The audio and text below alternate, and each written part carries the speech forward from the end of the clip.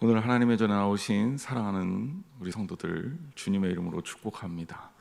여러분의 삶에 늘 하나님의 은혜가 넘치도록 부어지기를 주님의 이름으로 축원합니다.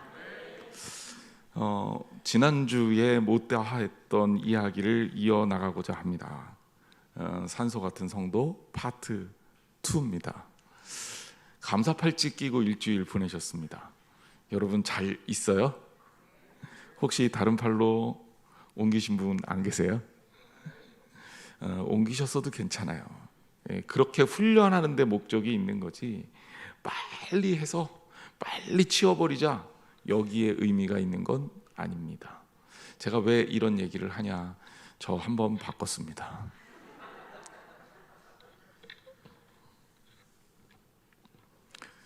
지난주까지 우리가 하나님 말씀 들으면서 우리의 주님의 마음을 시원하게 해주는 산소 같은 성도, 어떤 성도인가, 두 가지 말씀을 드렸어요. 일주일이 지났으니 잊으셨을 수도 있는데 다시 한번 기억을 좀 상기시켜 보겠습니다. 첫 번째가 뭐였죠? 섬기는 성도. 섬기는 성도야말로 주님의 마음을 시원하게 해주는 성도다, 이 말씀 드렸고요. 두 번째는 뭐였죠? 좋은 소식을 전하는 성도. 그래서 좋은 소식을 전하는 성도야말로 하나님의 마음을 시원하게 해주는 산소 같은 성도입니다, 이런 말씀을 드렸습니다. 좋은 소식을 전하는 성도, 이 이야기를 조금 더 해보도록 하겠습니다. 어떤 분의 글을 보니까 나는 이런 사람이 좋다, 이런 글이 있었어요. 참 와닿는 부분들, 마음에 와닿는 부분들이 있어서 우리 교인들하고 나눠야겠다 생각했습니다. 첫 번째는 물질이나 힘에 굴하지 않고 옳은 말을 하는 사람. 이런 사람 얼마나 좋습니까? 두 번째, 빈부나 계급을 의식하지 않고 솔직하고 명랑하게 살아가는 사람. 굳이 이렇게 적어놓지 않더라도 이런 사람이 있으면 좋지요. 세 번째, 다른 사람을 충분히 이해하고 격려해주며 좋은 점을 발견하여 말해주는 사람. 우리가 지금 살펴보고자 하는 사람 유형이 세 번째 경우 같아요. 그리고 네 번째가 말없이 사랑하고 빚도 없이 희생하는 사람. 나는 이런 사람이 좋다. 여러분, 이런 사람이 좋죠, 그죠? 그러면 이런 사람이 되십시오. 다른 사람들이 나를 좋아할 수 있게 여러분들이 이런 사람이 되기를 주님의 이름으로 축원합니다. 말없이 희생하는 사람은 얼마나 우리들을 기쁘고 상쾌하게 해주는지 모릅니다. 남을 격려하는 사람은 세상을 즐겁게 만들어요. 이 단어들을 좀 살펴봤으면 좋겠어요. 사랑해요, 좋아해요, 행복해요, 기뻐요, 신나요, 힘내세요. 어떻습니까? 좋죠? 이런 얘기를 누가 나한테 해주면 여러분 기분이 좋을 거예요. 반대로 짜증나요, 죽겠어요, 화가 나요, 미워요, 불쾌해요, 지저분해요, 냄새나요 이런 얘기 들으면 여러분 어때요? 기분 나쁘죠. 예. 어떤 말을 쓰고 싶습니까? 어떤 말을 듣고 싶습니까? 여러분은 어떤 말을 하는 사람하고 같이 있고 싶습니까? 여러분들이 감사훈련을 우리가 지금 하고 있는데 이것도 연습했으면 좋겠어요. 누군가를 여러분 만났을 때 그 사람의 장점을 찾아서 한번 얘기해보자. 그 사람의 장점을 찾아서. 그런데 여기에 우리가 지켜야 될 약속이 있어요. 심리학자들이 실험을 했더니 칭찬도 거짓말로 하면 기분 진짜 나쁘대요. 예를 들자면 이런 거죠. 키 작은 사람한테 우와 엄청 키 크다. 뚱뚱한 사람한테 이야 오늘 삐쩍 꼴았는데 제가 어렸을 때 쓰던 말인데 이런 얘기하면 어때요? 내가 날씬한가? 이렇게 생각하는 게 아니라 날 놀리나? 이러잖아요. 그래서 칭찬을 할 때 원칙이 뭐냐면 사실에 기초해서 칭찬을 해라. 사실에 기초해서. 사소한 것도 괜찮아요. 여러분 격려하고 칭찬하는 게 얼마나 사람을 행복하게 만드는지 모릅니다. 여러분 오늘 우리 교인들 서로 만났을 때 한번 연습해 보시기를 바랍니다. 대답 안 하시는 거 보니까 안 할 생각인 것 같은데 웬만하면 좀 해주세요. 그리고 감사절 기간을 앞두고 우리가 감사 훈련하면서 그 칭찬하는 연습, 격려하는 연습도 한번 해보세요. 여러분들에게 많이 도움이 되리라 생각이 됩니다. 제가 이런 얘기를 괜히 하느냐, 디모데후서 1장 16절에 보니까 이런 말씀이 있어요. 원하건대 주께서 오네시보로의 집에 긍휼을 베푸시옵소서. 그가 나를 자주 격려해주고 내가 사슬에 매인 것을 부끄러워하지 아니하고 그랬습니다. 바울이 디모데후서 1장 16절에 이야기한 내용이에요. 바울은 복음을 위해 몸을 바친 사람입니다. 정말 힘든 일들을 많이 겪었죠. 돌에 맞기도 했어요. 매도 맞았습니다. 여러분, 돌에 맞으면 이거 사람이 죽을 수도 있는 거죠. 실제로 스데반은 돌에 맞아 죽었습니다. 바울도 거의 죽을 뻔한 거죠. 매도 맞았어요. 이 매가 보통 매가 아닙니다. 채찍으로 때리는 건데요. 이 가죽 채찍이요, 유물을 발굴하면 그 가죽 채찍의 끝에 뼈 조각이 붙어 있어요. 그러니까 이걸로 때리면요, 그냥 그 상처, 그러니까 매 맞은 자국만 나는 게 아니라 이 뼈 조각이 살을 파고 들어가서 이 채찍을 끄집어낼 때 살 조각이 같이 튀겨요. 그러니까 피범벅이 되는 거예요. 이거 많이 맞으면 죽습니다. 예수님이 골고다 언덕 올라가실 때 왜 그렇게 힘이 없으셨을까? 예수님은 원래 나약하고 연약하셨을까? 아니, 나약하고 연약하신 분이 성전에 들어가서 성전에서 상을 다 뒤집어 엎으셨을까요? 성경학자들은 오히려 예수님은 굉장히 좀 건강하고 강건한 체형이 아니었을까라고 생각하는 사람들이 더 많습니다. 그런데 십자가를 지고 못 올라가잖아요. 왜 그렇습니까? 채찍에 맞으셔서 그래요. 그래서 피를 쏟으시니까 힘이 없는 거죠. 이게 사람을 그렇게 고통스럽게 만드는 겁니다. 근데 바울도 매도 많이 맞았어요. 바다의 위험에도 처했습니다. 항해를 하다가 난파된 적이 있죠. 강도의 위험도 당했습니다. 강도를 당해서 죽을 뻔도 했습니다. 감옥에 갇히는 수모도 당했습니다. 심지어 오늘 본문에 보니까 내가 사슬에 매인 것을 부끄러워하지 아니했다 그랬으니까 이 오네시보로에게 도움을 받을 때 바울의 상태가 어땠다? 감옥에서 죄수로 지냈다라는 겁니다. 많은 사람들이 멀쩡하더라도 죄인이 되면 죄가 있는지 없는지를 따져보기 전에 그 사람을 피하기 마련이에요. 실제로 예수님이 십자가에 달려 돌아가시기 전에 잡혀가실 때 제자들이 예수님의 곁을 떠납니다. 죄인을 경시한 거죠. 그런데 바울은 자신이 사슬에 매여 있음에도 불구하고 오네시보로가 그를 어떻게 했다? 격려해 주었다. 지지해 주었다. 그것도 그냥 한 게 아니라 자주 격려해 주었다 그랬어요. 자주. 바울에게 좋은 말을 해주고 힘을 주고 용기를 주었다는 거죠. 바울이 그 힘에 새로운 희망과 비전을 가질 수 있었다라는 거예요. 여러분, 사람은 연약한 존재예요. 그래서 누군가의 도움을 받아야 됩니다. 누군가의 격려와 누군가의 위로를 받을 때 힘을 낼 수가 있어요. 여러분도 그렇고 저도 그래요. 그러니 여러분, 위로하는 사람이 되십시오. 오네시보로 같은 사람이 되시기를 주님의 이름으로 축원합니다. 자, 보세요. 오네시보로를 향해 바울이 어떻게 합니까? 바울이 어떻게 합니까? 하나님 앞에 기도하는 거예요. 주께서 오네시보로의 집에 긍휼을 베푸시옵소서. 바울의 기도예요. 오네시보로가 대가를 바라고 바울에게 격려를 그리고 위로를 준 건 아닐 거예요. 바울도 또한 죄수의 몸이었으니 오네시보로에게 줄 것도 없었을 겁니다. 하지만 바울이라는 대사도의 입술을 통해 오네시보로에게 축복의 메시지가 전달되는 거죠. 하나님 앞에 그렇게 기도하는 거예요. 얼마나 아름다운 일입니까? 여러분, 오네시보로처럼 격려하는 사람이 되기를 주님의 이름으로 축원합니다. 잠언 15장 30절 말씀에 보면 세 번역으로 제가 본문을 가져왔는데, 밝은 얼굴은 사람을 기쁘게 하고 좋은 소식은 사람을 낫게 한다, 이렇게 말하고 있습니다. 밝은 얼굴을 대하면 사람을 기쁘게 하는 것 당연하고요. 좋은 소식을 들으면 사람을 낫게 한다는 거예요. 여러분의 얼굴과 여러분의 말, 언어를 살펴보십시오. 사람을 기쁘게 하는 얼굴과 사람을 낫게 하는 말을 하고 있는지, 아니면 역으로 얘기하면 내 얼굴을 통해 누군가를 낙담하게 하고 누군가를 실망하게 하고 누군가를 슬프게 하면 안 될 거다.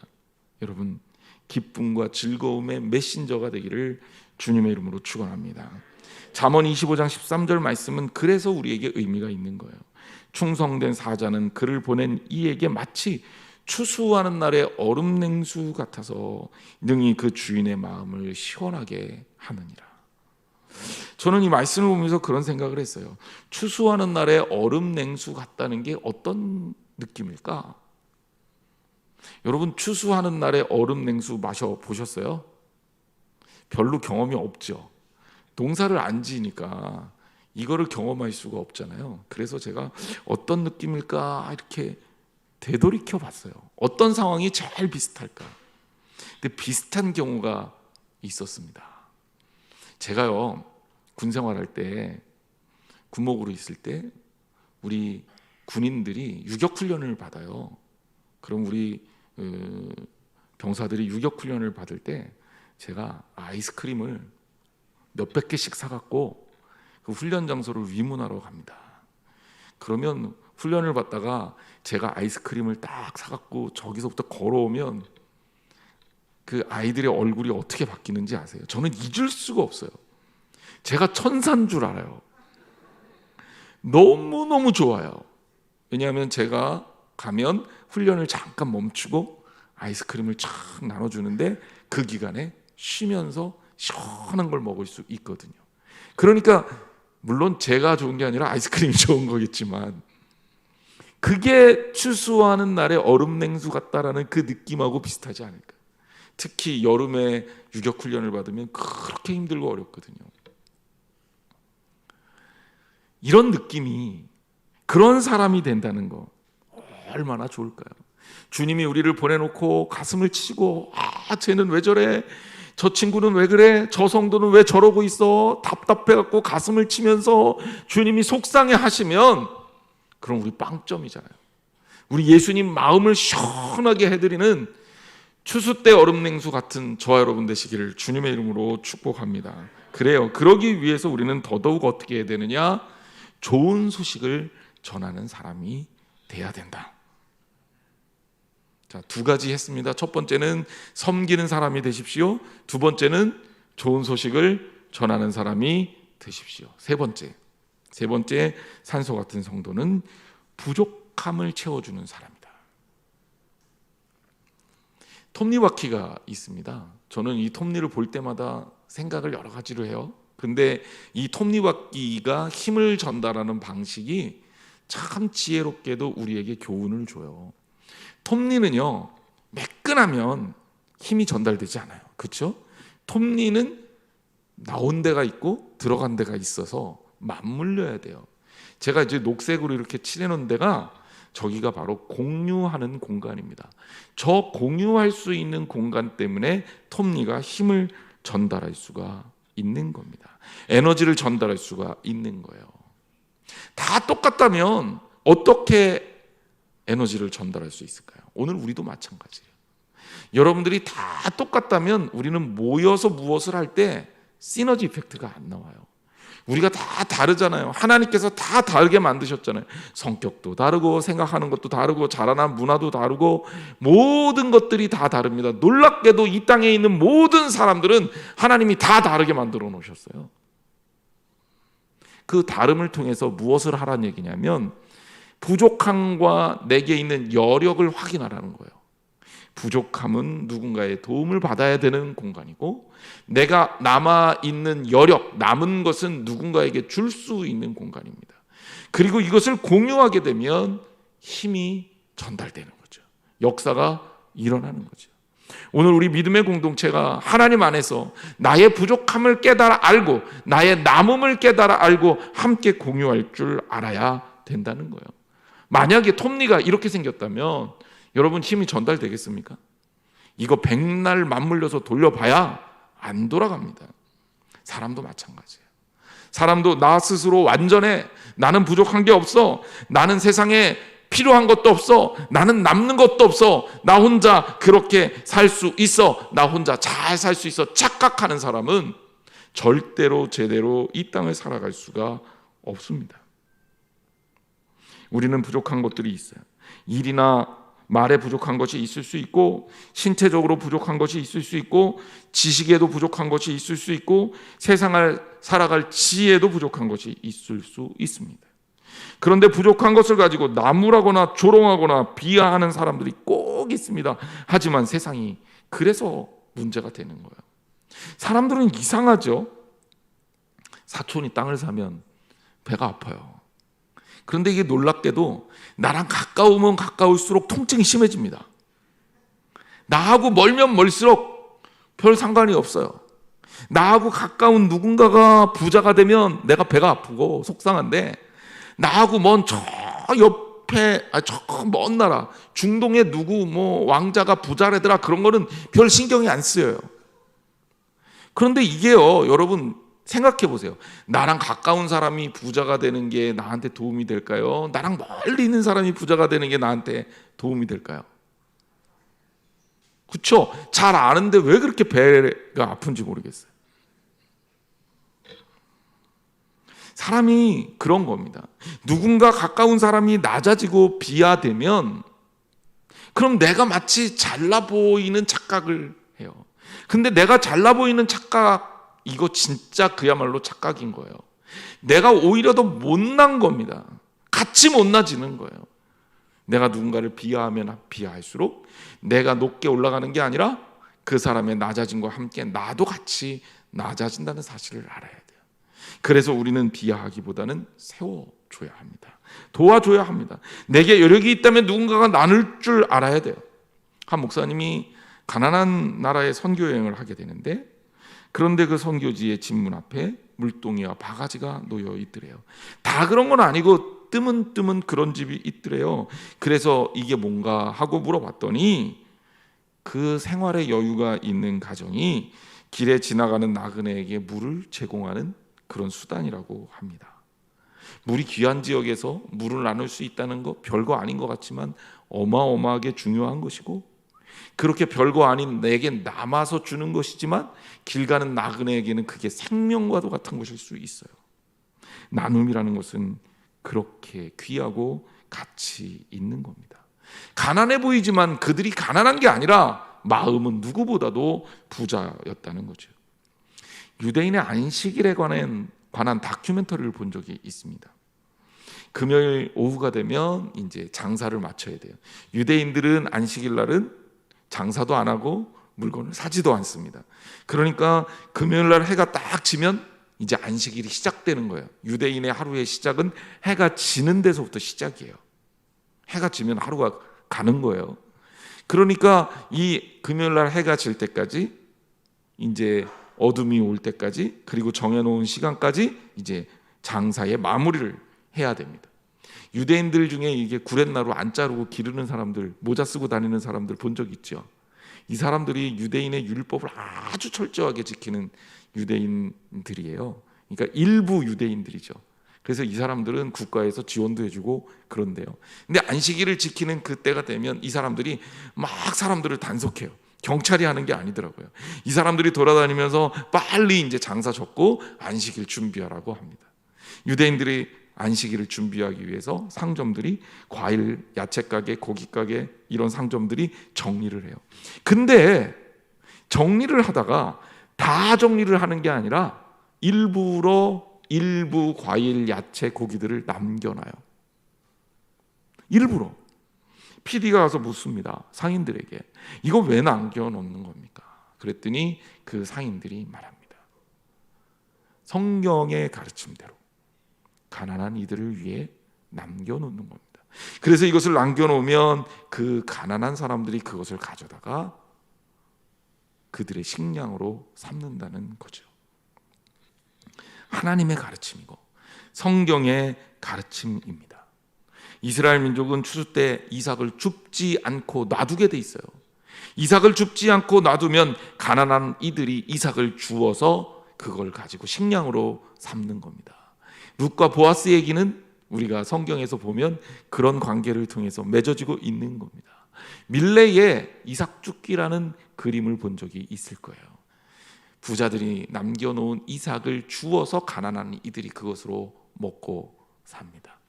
물론 넉넉하지는 않지만 그래도 살 수 있게 함께 사는 지혜를 배우는 거죠. 일부러 여력이 되는 사람들은 이삭을 많이 흘려 놓는 거예요. 요즘은 기계가 좋아서 추수가 깔끔하게 되지만 예전에는 사람이 하는 일 아니었습니까? 그런데 야박하게 이삭을 열심히 줍는 것은 결코 잘하는 행동이 아니었던 거예요. 나눔의 가치는 그만큼 소중합니다. 오늘날 우리 사회를 바라봅니다. 우리 사회를 바라보면 참 가슴 아픈 일들이 많아요. 왜냐하면 아직도 굶어 죽는 사람들이 너무너무 많아요. 아직도 기아에 허덕이는 아이들이 너무너무 많습니다. 외국만 그런 게 아니라 우리나라가 그렇게 풍요로워졌는데도 불구하고 아직도 쌀이 없어서 먹을 것을 구하지 못하고 사는 사람들이 있다는 거예요. 누군가 저에게 물었어요. 왜 한양제일교회는 쌀을 나누느냐? 제가 대답했습니다. 그래도 누군가 쌀이 있으면 굶어 죽을 걱정은 안 해도 되잖아요. 별거 아닌 것 같지만 그래도 곡식이 있으면 밥을 해서 먹을 수 있잖아요. 우리 성도들이 열심히 참여해 준 덕택에 저희가 계획했던 거에 몇 배의 도움을 이웃과 나눌 수 있었습니다. 얼마나 귀한 일인지 몰라요. 아이 혼자 사는 아이들 우리가 찾아서 전달하는 건 어려워서 굿네이버스 통해 갖고 전달도 해주고 또 외국에서 건너온 난민들을 위해서 곡식을 이렇게 쌀을 전달해주는 일들을 우리 교회가 하고 있는 겁니다. 그리고 우리 성도들이 하고 있는 거예요. 여러분들이 하는 겁니다. 저는 전달만 해줄 뿐이에요. 그러니 여러분, 제가 감사합니다. 근데 물론 이런 일들을 통해 하나님이 기뻐하는 일들을 감당하고 있는 거죠. 우리는 그래야 되는 거죠. 세상은요, 생산이 부족하기 때문에 가난한 이들과 굶어 죽는 이들이 생기는 게 아니에요. 우리가 사는 세상에 곡식은 충분히 먹고 남을 수 있을 만큼 생산됩니다. 문제는 뭐냐면 나누지 못하기 때문에 그런 거예요. 그리고 앞으로 그 일들은 더 가속화될 거라고 말합니다. 심지어 일할 수 있는 일자리 수가 줄어들 거라고 말해요. 이럴 때 우리 사회가 제대로 나누지 못하면 힘들고 어렵고 비극적인 사회가 될 수밖에 없는 거예요. 코로나 사태를 겪으면서 여러분 무엇을 봤습니까? 잘 사는 나라에서 백신이 남아 돌죠. 1차, 2차, 3차, 4차까지 맞아요. 우리나라는 이제 맞으라 그래도 이제 안 맞죠. 그런데 가난한 나라에서는 아직도 코로나 백신 못 맞은 나라들도 있고 못 맞은 사람들도 있습니다. 그런데 어떤 일이 벌어졌습니까? 선진국에서 나누지 않고 열심히 자기들이 맞는 동안 가난한 나라에 코로나가 변이를 일으켜요.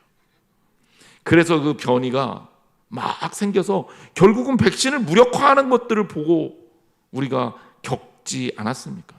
백신 맞았는데도 코로나에 많이 걸렸죠. 나누지 못했을 때 생기는 비극을 말하는 거예요. 제가 얼마 전 자료를 보니까 최근에 우리나라의 빈부격차가 프랑스 대혁명 일어났던 때보다 6배나 커졌대요. 6배나. 프랑스 대혁명이 빈부격차가 너무 커서 들고 일어났던 혁명이거든요. 그런데 지금 우리나라가 그때보다 6배나 더 크다는 거예요. 빈부격차가. 여러분, 나누는 것은 우리에게 가장 중요한 가치입니다. 여러분, 우리 왜 열심히 법니까? 잘 먹고 잘 살기 위해서? 이제 그거 벗어나야 돼요. 성서적 가치는 나누기 위해서 버는 거예요. 학창시절에 공부할 때 선생님들이 공부 안 하는 애들한테 그랬던 기억이 나요. 야, 공부해서 남 주냐? 저희 반에 하필이면 또 김남주라는 친구가 있었어요. 공부해서 남 주냐 그럴 때 걔 때문에 맨날 다 웃었습니다. 그래서 제가 잊지를 않아요. 공부해서 남 주냐 이 얘기를 걔는 정말 귀 아프게 들었어요. 제가 공부를 해보니까 공부는요 남 주기 위해서 하는 거더라고요. 공부해서 남 줘야 됩니다. 공부해서 뭐예요? 공부해서 나누는 거죠. 제가 열심히 공부하면 우리 교인들한테 쓰는 거예요. 여러분들한테 주는 거잖아요. 공부하는 거 다 주기 위해서 공부하는 거예요. 버는 것도 주기 위해서 버는 거예요. 하나님의 사랑은 그렇게 흘러가는 겁니다. 여러분, 이 원리를 깨달으셔야 돼요. 오늘날 우리가 살고 있는 이 땅에 아직도 우리의 도움이 필요한 누군가가 있다면 그들의 부족함을 채워줄 수 있는 여러분들이 되시기를 주님의 이름으로 축복합니다. 그리고 우리도 여전히 부족하잖아요. 저도 부족하거든요. 모자란 게 너무 많거든요. 제 혼자 일을 감당할 수가 없거든요. 성도들이 같이 해주셔야 돼요. 저희들이 그래서 이 자리에 함께 있는 겁니다. 나누지 못하는 사회는 더 피폐해질 거고, 그리고 어려워질 겁니다. 자, 그러면 나누기 위해서 우리가 알아야 될 게 있어요. 그게 뭐냐면 내가 얼마나 연약한지를 깨달아야 돼요. 이 얘기가 무슨 얘기냐면, 여러분, 건강을 잘 유지하는 사람이 건강을 잘 유지할 수 있는 비결이 뭔지 알아요? 건강한 사람의 비결. 아픈 데가 없어. 이 건강한 사람이 아니에요. 왜냐하면 사람은 다 아파집니다. 기분 나빠하지 마세요. 저는 사실만 얘기한 거예요. 평생 어떻게 한 번도 안 아프고 살아요. 근데 건강을 관리하려면 내가 어디가 약한지, 내가 어디가 모자란지 알아야 돼요. 제가 사실은 편도가 굉장히 커요. 어렸을 때도 굉장히 커서 이비인후과 갈 때마다 이비인후과 의사들이 제 편도를 보면 그렇게 잘라내지 못해서 안타까워했어요. 아, 해보세요. 아, 빨리 수술하셔야 되겠는데. 그래서 제가 한동안 이거를 잘라낼까 말까 고민을 했습니다. 솔직히 아플까 봐도 못한 것도 조금 있어요. 근데 제가 수술을 안 한 게 내과 의사 잘 아시는 집사님이 있는데, 집사님이 제 건강을 계속 돌봐주셨거든요. 제가 이것 때문에 고민을 하면서 편도가 너무 아파서 때로는 이게 수술하고 싶다 그랬더니, 목사님 하지 마세요. 딱 잘라서 얘기하더라고요. 왜요? 그랬더니 그거 목사님한테 알람 같은 겁니다. 알람이요. 무슨 알람이요? 목사님 몸 아프고 쉬어야 될 때 편도가 사인 보내는 거예요. 그거 아프면 쉬시라고. 그래야 건강해질 수 있는 거예요. 그러니까 웬만하면 자르지 마세요. 이렇게 얘기하셔서 제가 지금까지 버티고 있는데, 여전히 저는 편도가 지금도 아프면 잘라가야 되나 이런 고민을 하고 있습니다.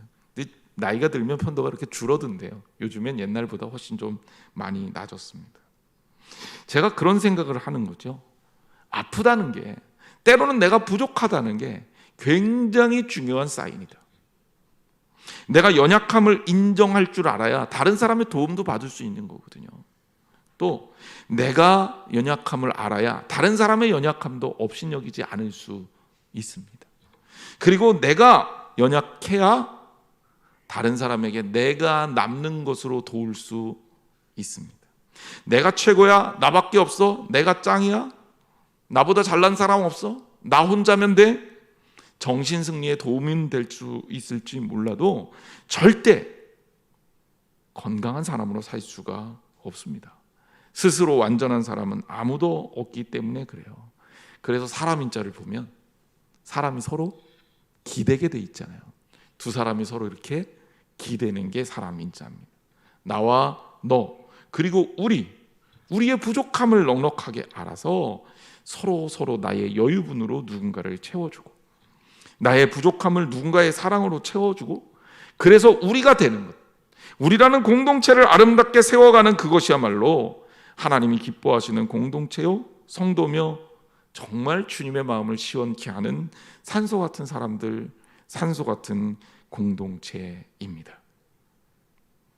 그래서 본문 17절이 아주 특별하게 다가와요. 본문 17절 말씀 같이 한번 읽어보겠습니다. 시작. 내가 스데바나와 부드나도와 아가이고가 온 것을 기뻐하노니 그들이 너희의 부족한 것을 채웠음이라. 아멘. 스데바노와 부드나도와 아가이고가 온 것을 기뻐한다. 왜? 그들을 통해서 무엇을 얻은 거예요? 그들이 너희의 부족한 것을 채웠다.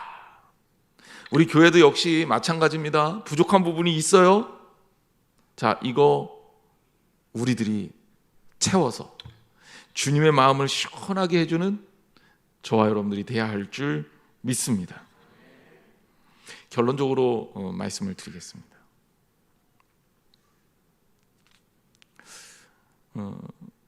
우리 공동체가 건강해진다는 얘기는 우리가 함께 주님의 마음을 기쁘시게 하는 공동체로 성장한다는 얘기고, 바로 그러기 위해서는 세 가지 조건이 필요하다는 거예요. 첫째는 섬김, 두 번째는 좋은 소식을 전해주고, 세 번째는 부족한 부분을 채우는 나눔이 있어야 된다는 거예요. 여러분, 주님 안에서 꼭 깨달으시기 바랍니다. 산소 같은 성도 되세요. 그래서 있음으로 인해서 모든 사람을 시원하고 상쾌하게 해주는, 더군다나 우리를 이 땅에 보내신 주님의 마음이 우리를 보내놓고 고구마 드신 것처럼 깝깝하면 그러면 안 되겠죠. 주님의 마음을 뻥 뚫어드리는, 정말 속 시원하게 해드리는 그런 귀한 성도로 서시기를 주님의 이름으로 축복합니다. 우리 찬양할게요. 예수님은 사랑이라. 우리 찬양 다시 한번 우리가 이제 부르게 되는데, 다시 한번 우리가 이 찬양 주님 앞에 고백하면서 우리의 마음을 좀 제대로 주님께 드렸으면 좋겠어요. 주님이 우리를 찾아와 주셨어요. 그리고 우리가 부족한 것 있잖아요. 그 부족한 큰 구멍, 진짜 무엇으로도 메꿀 수 없는 진짜 깜깜하고 암울한 이 구멍, 뭡니까? 죽을 수밖에 없는 죄로 인한 구멍이죠. 그런데 이 부족한 구멍을 예수님이 그분의 피로 채우셨어요. 그분의 살로 채우셨어요. 나를 위해 기꺼이 채워주시고 나를 위해 죽으셨습니다. 어쩌면 우리는 가장 부족한 사람이었는지 몰라요. 더 이상 살아갈 수 없는 존재가 우리 아니었습니까? 죽을 수밖에 없는 존재가 우리 아니었습니까? 그게 부족한 존재지요. 그런데 그 부족함을 주님께서 채우셨단 말이에요. 그게 예수님 사랑이에요. 그 사랑을 받은 우리들이 이 땅에서 어떻게 살아야 됩니까? 여러분은 어떻게 하실래요? 주님이 원하십니다. 너도 나처럼 그렇게 하라는 거예요. 그런데 우리 작은 것 가지고 불평하고 짜증내잖아요. 화내고 원망하고 미워하고 누군가를 비하하고 욕하고. 그러지 말고 이제 사랑합시다. 내가 힘낼 수 있는 부분에서 힘내서 주님의 마음을 시원하게 해주는 우리 귀한 성도들이 되기를 주님의 이름으로 축원합니다. 우리 찬양합니다.